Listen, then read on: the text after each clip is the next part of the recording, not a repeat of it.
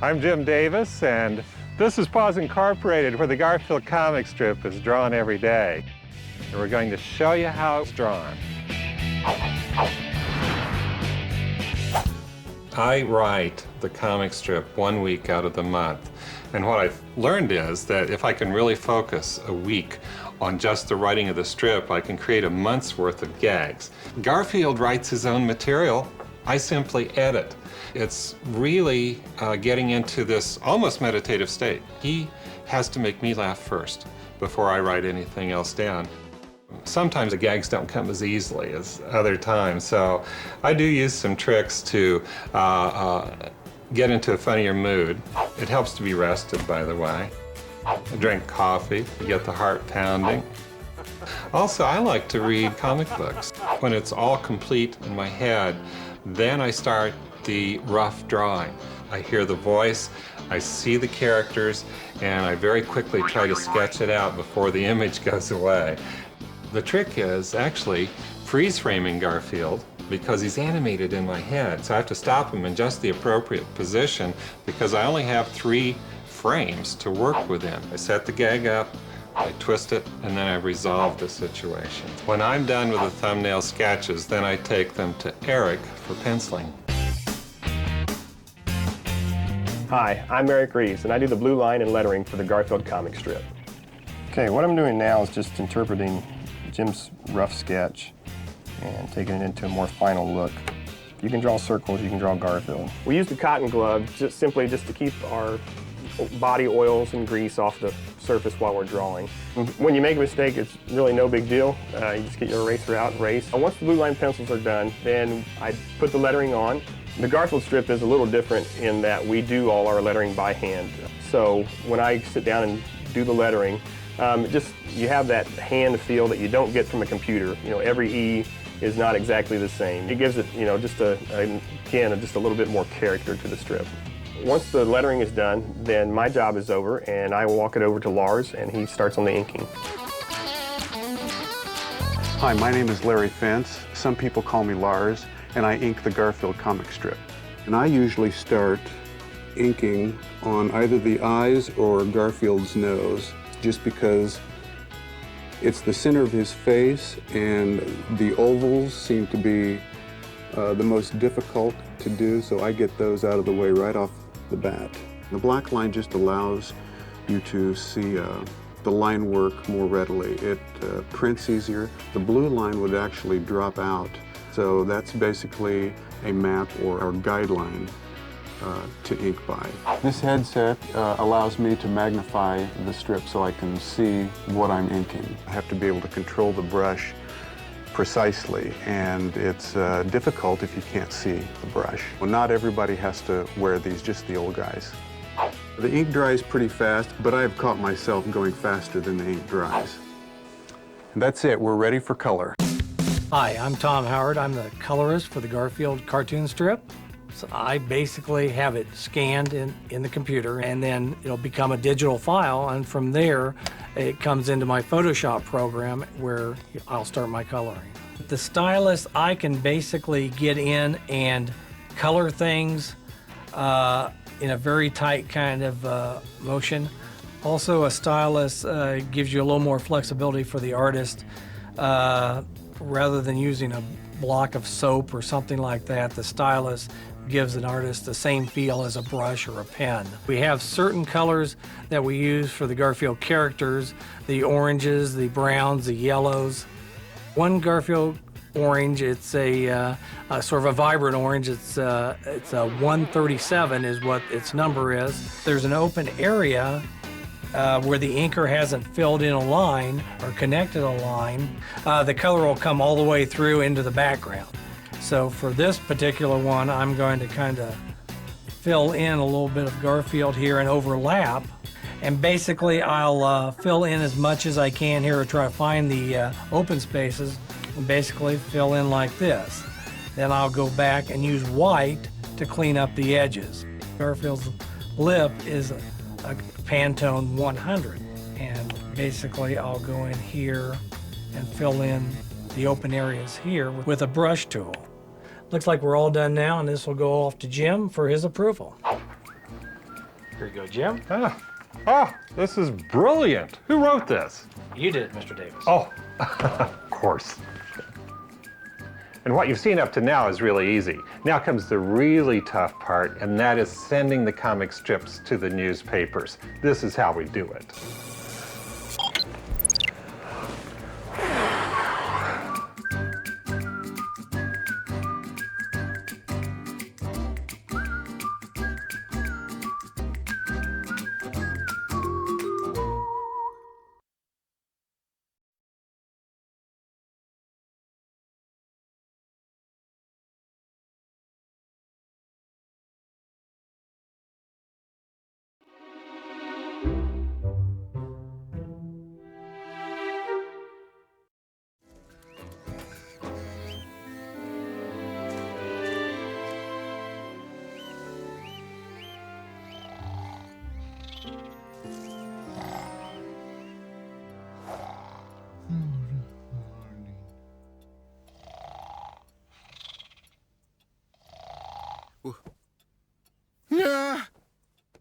We thought, what would we do as a first feature?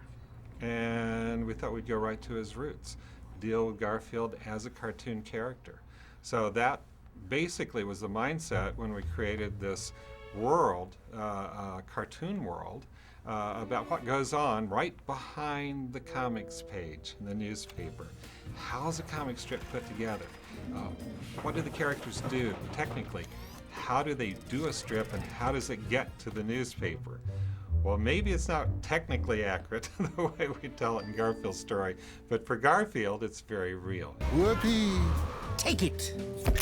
It's a wonderful world, and it's bright, and it's funny, and it's just behind the comics page. And the interesting part is, you can see the comic strip, you can see their product, but they can see you. They can look right through the comic strip and see the readers and see how the readers react to their feature. So they're in the entertainment business. So they perform every day. And then they get their reviews every day when, you know, the families, the people get the comic strips and read them. So that's essentially the backstory, you know, to Garfield Gets Real. And that sets the stage for, you know, him wanting to move out from there. The real world. That's the change I need. To get to do something, you know, with a much larger format than 7 inches, 3 frames, 25 words or less, you know, that can be, actually in many ways, that's tougher than letting the character run and, you know, craft a good joke.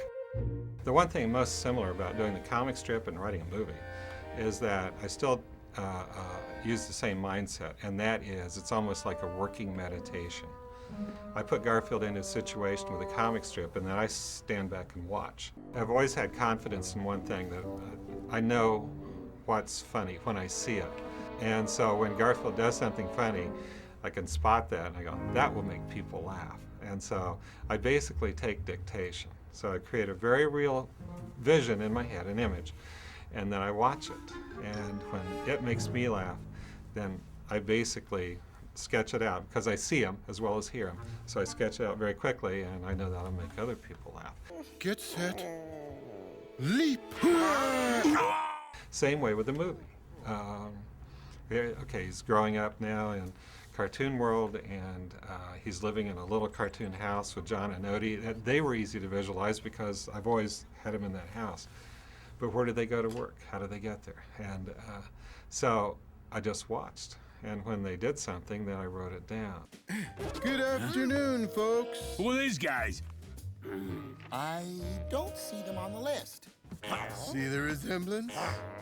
Hey, they do kind of look like them. That's because it is me. We also work with Davis Entertainment, who has been great help with Brian Manis, producer of our theatrical releases. Has a great sense of story, and has been very instrumental in helping me with the treatments and you know, the various stages of the scripts to help see that Garfield follows, you know, a good solid story arc, so that the completed, you know, movie, you know, really does tell a good, compelling story.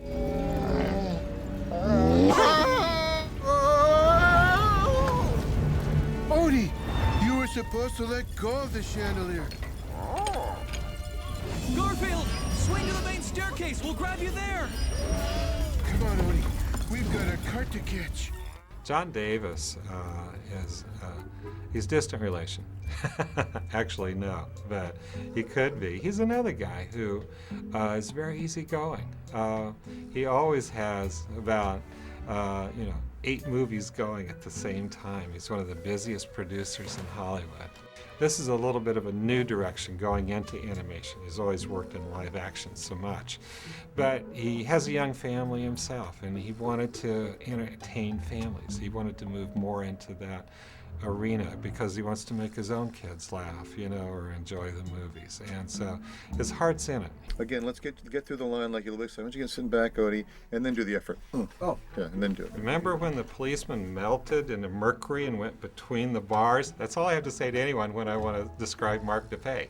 He wrote the code. He did the animation. That never existed before Mark DePay created that scene. And he's done a lot of those kinds of things since then in CGI that you could point out and you go, oh yeah, I remember that from the movies. And on the other shot, we want to add, they added 3, we'll add a couple more. Mark not only has great imagination and a great talent, but a great work ethic as well. He has a super sense of story, and relied on Mark heavily to help create the stories, and I've learned a lot from Mark as far as how we handle the storyboarding to the communication to the kinds of steps we have to go through to get to a finished CGI kind of product.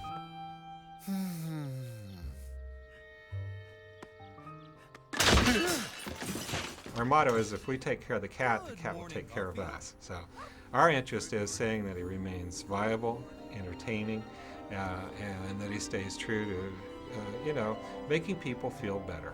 Just, forget making him laugh. Just feel better, smile, chuckle, anything. And if he continues to do that, we know all good things will come, from the fact that people enjoy what he has to say and do. And same way, with this project. We've had nothing but fun. And we've learned a lot, and we're growing, and can't wait to jump into the second and the third features, whatever comes down the road.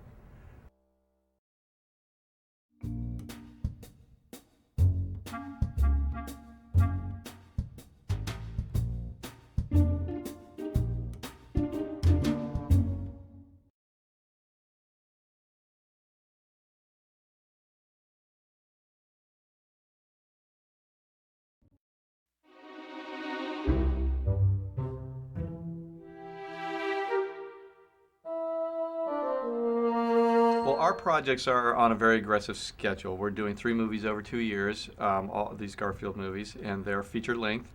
Jim Davis is writing all of the scripts, which is fantastic. We're basing our look on the original Garfield strip.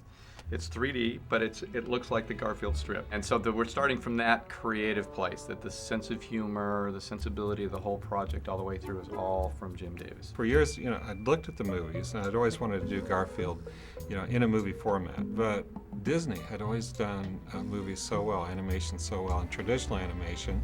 I didn't feel like I could go there, but I wanted to do something in 3D with a CGI character. And these days, now that the technology is there, I knew the time was right to finally, approach this arena with Garfield. Jim will deliver us, let's say, a page of script, and our production team will break that into pieces and break that down into all the different components that go into the page, and typically those are some number of shots.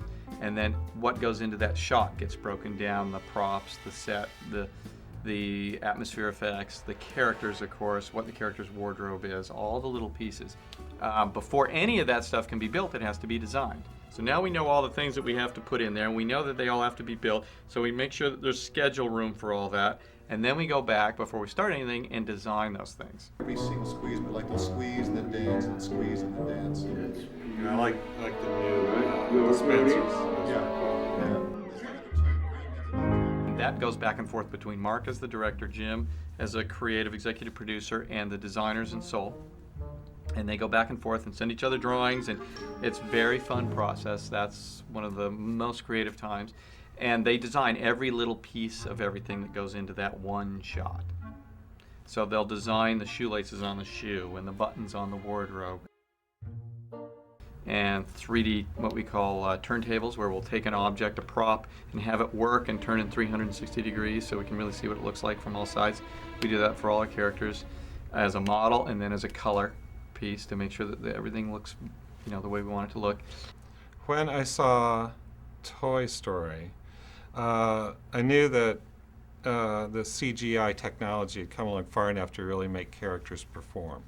But at that point, too, they were all toys, and they were all, you know, articulated so that they could move and be very realistic. Then Shrek came out, and now all of a sudden everything got fluid, and they really could emote. And then I knew, you know, Garfield is a very fluid character. He's not slick, he's not shiny, he's not a toy. So we needed that, you know, to come about before we could really let Garfield perform, really strut his stuff. And to date, we've done him as CGI, but with live action. And now, for the first time, he's a CGI cat in a CGI world. Everything's computer animated. Everything's bright. And it's very interesting, too, because if you'll notice in the film, when he's in cartoon world, there's a little faint outline around everything. I mean, it's all modeled, it's all shaded, it's all CGI, but there's this little outline as if someone drew a little ink line around everything. When he goes out to the real world, there's no outline anymore. He's very realistic. We can make the whole world the way Garfield sees it. We can make the whole world the kind of world Garfield really does live in. All you guys have to do is figure out a way to get us back home. All those design pieces happen, and then once we have that, we can do a storyboard for that. And the storyboard will incorporate everything that was in that breakdown, and they'll try and incorporate a rudimentary version of what the designs are.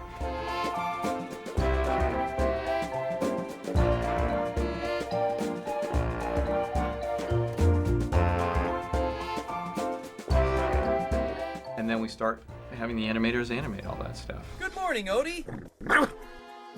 Are you hungry, boy? Atta boy. Well, breakfast is nearly ready. We'll eat just as soon as I rouse Mr. Grumpy. Garfield! And then eventually that shot is finished with final animation approved and gets a final render, and it goes into the cut. Oh, hot, hot, hot!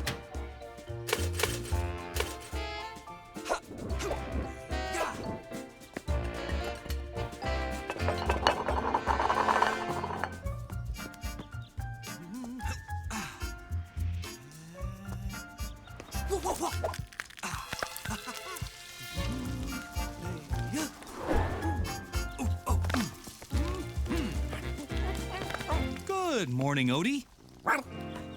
Are you hungry, boy? Atta boy. Well, breakfast is nearly ready. We'll eat as soon as I rouse Mr. Grumpy.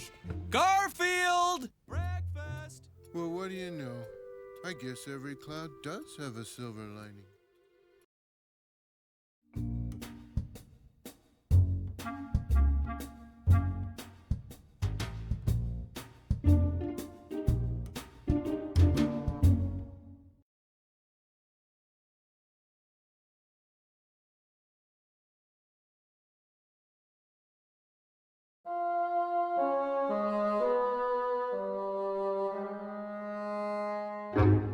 Same routine every day, hearing the same tired jokes every day, every day.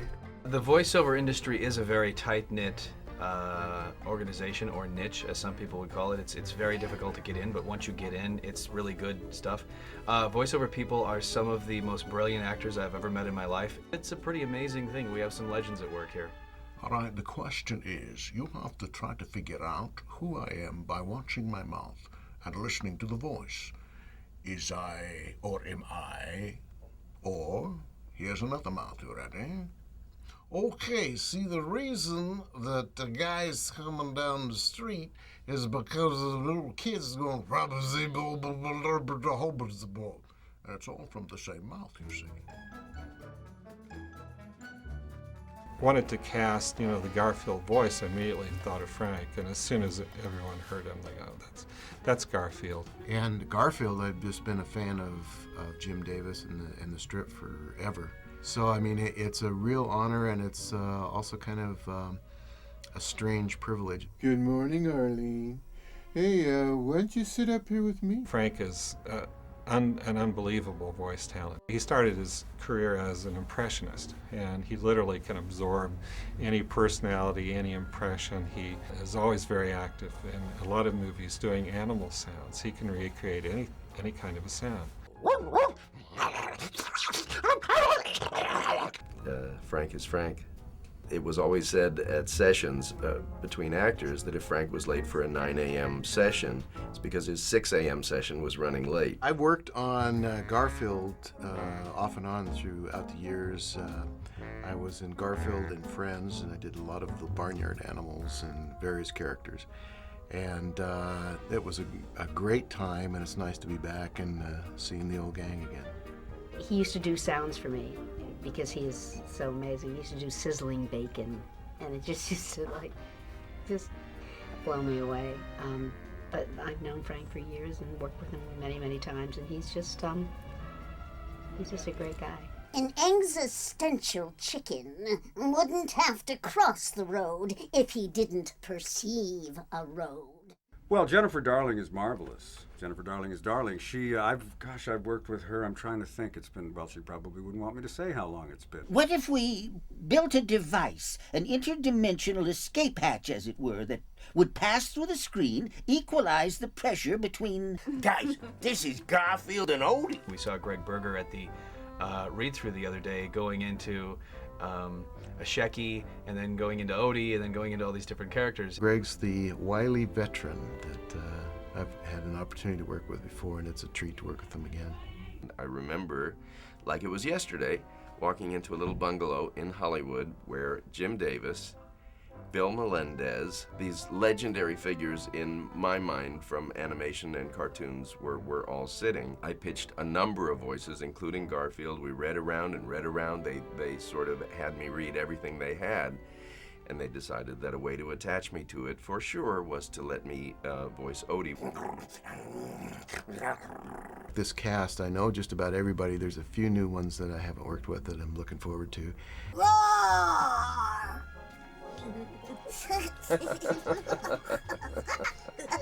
We're all having too much fun. It's a blast. We're thankful to be doing it, and it's just the talent pool in there and the humor is just ridiculous. It's huge. I told Mark, the producer, I said, you know, I don't think people realize how valuable an experience this really is. I as a fan, certainly know it, because I'd have paid $30 to come and just sit in the bleachers, let alone have a role in a Garfield movie. Wow, that just blows my mind.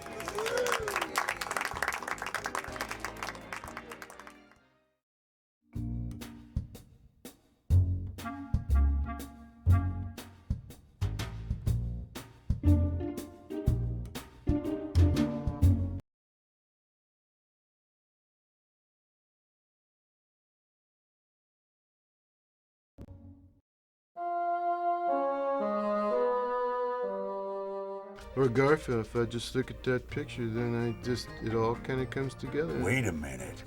That could be Garfield. He's got that big belly thing going.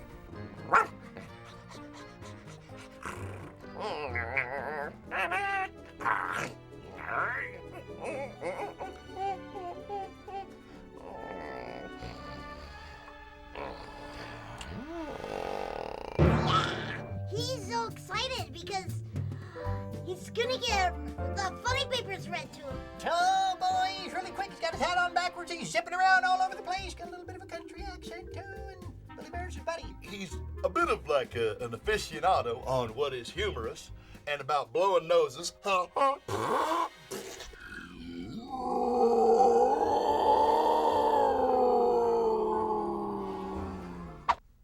Odie, pull my finger.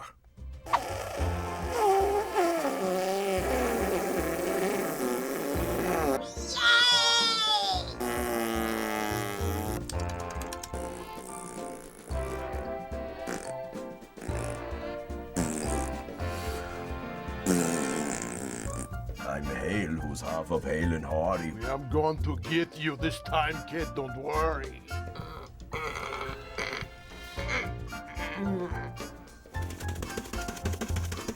May all your food be warm. Bye-bye.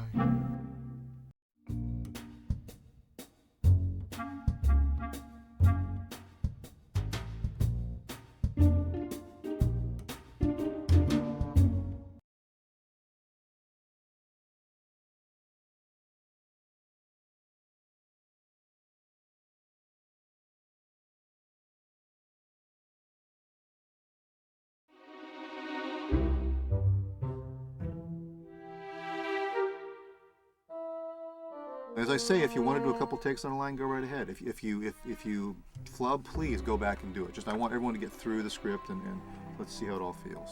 I've tried everything I know to get back. There's kind of two different ways of doing animation. There's the ensemble cast, and then there's the individuals. In the ensemble, obviously, you read off the other actors, and it's a lot of fun, especially in a cast like this. That's so big. In the rehearsal, we were able to do that, but in actually recording it, it's too much. So they have to take people by individually or you know, couple in a group or whatever. Yeah, work is a big part of the problem. Whoa! Uh-oh. Oh, no. Basically, your dialogue plus the director, you just play the scene, and as most actors do, you know, you just have to play the scene as though it was complete.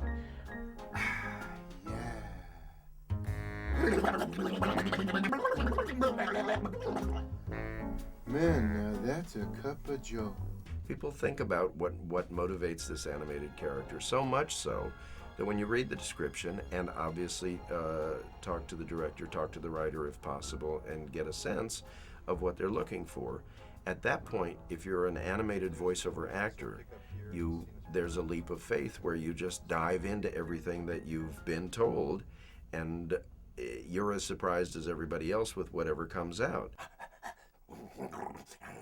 Mostly barking and slurping and growling and licking and eating and like that, but I would like to think that there's a third dimension of real humanity that comes through. Good morning, Odie. Are you hungry, boy? Atta boy. Developing a character, there's many different ways to do it. This particularly, you know, is reading the part, looking at the picture of the character. A lot of this happened when we were auditioning. It was one of the most fun auditions I had with the director because he wanted us to just play and improvise. And a lot of these voices really came from working with him. Yeah, I mean, I'm thinking, you know, gee, thanks, yeah, that would be good. Yeah. You get an initial instinctive, intuitive feeling. The energy. Is the person laid back? Is it hysterical? Are they short? Are they tall? Are they fat? Are they thick? Do they have a long nose? Do you want to play against the long nose? Do you want to make it most obvious with the long nose? You know, maybe she could be nasal. Oh, that's all. Oh, just find a way back. Well, that's so simple. A picture of the character is usually really helpful in trying to find a voice to fill it out. Character description is also good. In this case, Normal is an existing character, so and being a fan, I was familiar with the story and what he's all about, so it was easy for me. Hey, Garfield, guess what day it is today? I know what day it is today. Come on, guess. If they've given you a description, you kind of just go by that. Or if there's a drawing, you kind of look at him and say like, well, he's a rabbit, and he's supposed to be really kind of hyperactive, and he's a small character, so he's got a small voice, and since he's a rabbit, he's got big teeth, so he's doing that a little bit every once in a while. He's got a laugh, you know, it's a quick laugh because he's zooming around all over the place. Wally, you're going to save the day. You're going to be a hero. It's not just about, you make up a voice. Oh, please, give me a break. You do it like you do a play, you know. What do you say about yourself? What do the other characters say about you, if they say anything? How do you relate to the other characters? What your rhythms are? And then, you know, we as voice actors have like a spice rack of effects or accents or characters in us that we can kind of apply you know, to a certain voice. And then if you really make it organic and get into the specific, then it becomes a person for you. If done correctly, it sounds just like Rocky Mountain barking spiders. Anybody know what I'm talking about? Nobody does. Okay, moving on. It's always a challenge when you're voicing more than one character. You want to make sure that you're not overlapping or stepping on anyone's turf. So it was kind of nice that they pictured Arlene having a lot of sort of lightness and brightness to her voice. You a cute lady? I'll give you cute. Which helped, knowing that Zelda comes from the basement and that she's down in here. And she's got a lot more bottom so that you believe them as two distinct people. Chivalry is alive and well. You abandon yourself to it, which is what you have to do. And you don't have to worry about what you look like. You're not in front of a camera.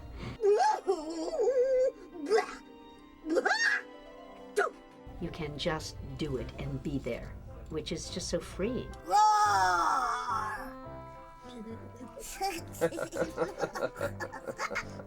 It's amazing. It's an amazing thing. I really fell in love with doing animation. Good night. There you go, buddy. Tomorrow will be a better day. You'll see. Well, great.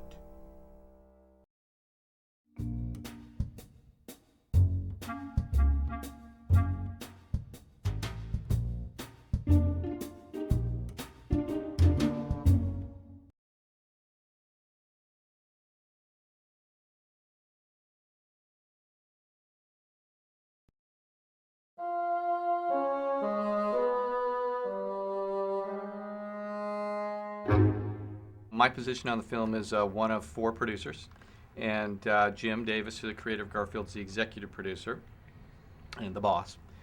And my specific function, while we all overlap a little bit, is to be the day-to-day producer on the movie, deal directly with the studio, the animation studio in Seoul, and work directly with Mark on the creative issues. Good morning, Team 3. Good day, John. Hi. Okay, start playing.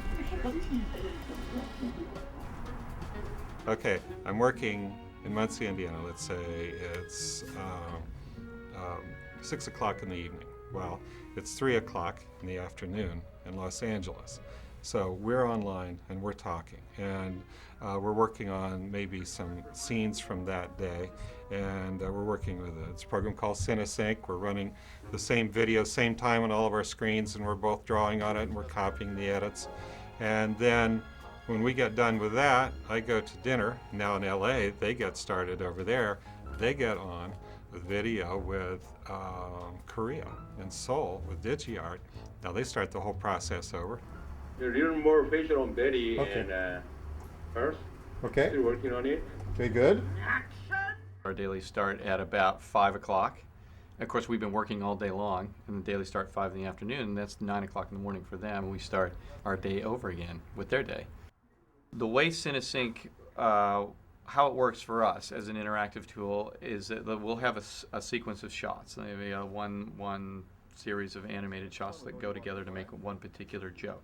And we both have that file up on our each individual screens at the same time, and we see each other and we hear each other at the same time. And you can literally, with your mouse, scrub, what we call scrubbing, the image back and forth and playing at any speed you want back and forth, and either one can control it. You politely tell the other person, I'm going to do this now, okay, now I'm going to do it. And either party can write notes on the screen or draw interactively, and you see it real time. We kind of want to see him walking back and forth. We want to make sure that we get a lot of range of motion and what exactly it is he's doing. It's a very fluid process. Now, normally what I do to get through stuff is I just slide to the new shots. The bright red dots means new shots. Okay? And Okay. I haven't seen that. Oh, hello, hot dogs. Oh, do we have music to that yet? Yeah, that's beautiful. With every pass of animation we get, and every time we turn it over to the animators, we give them notes. They're giving us back more animation. We're looking at it. We're making more adjustments, resculpting it, and sending it back. And then the end result is something I think we'll all be pleased with. Now, what time is it for you? It's early morning, right? It's 10:30. Oh, that's not bad. Morning. That's early for an animator, though. Oh, Carol's here. it's amazing how small the world is these days. What we've really enjoyed is having Garfield be so loose and funny. We love what you've been doing with his expressions. I'm becoming Garfield. I'm late. When you start growing stripes, you'd better worry. Alright. Here, stripes. Oh no. To make this model work, you have to make the effort to go there and really be part of their studio. Also, they have to see you that way as well. So we know them as individuals, and when we get the camera on them, we can talk about specific things. Your extra efforts and your hard work are really appreciated. Thank you. Thank you. So we will work day and night without sleeping, without eating things. Well, Garfield would like to see you at least get some time to eat. Yeah. It probably wouldn't be anything but an image from far away if we didn't know them so well.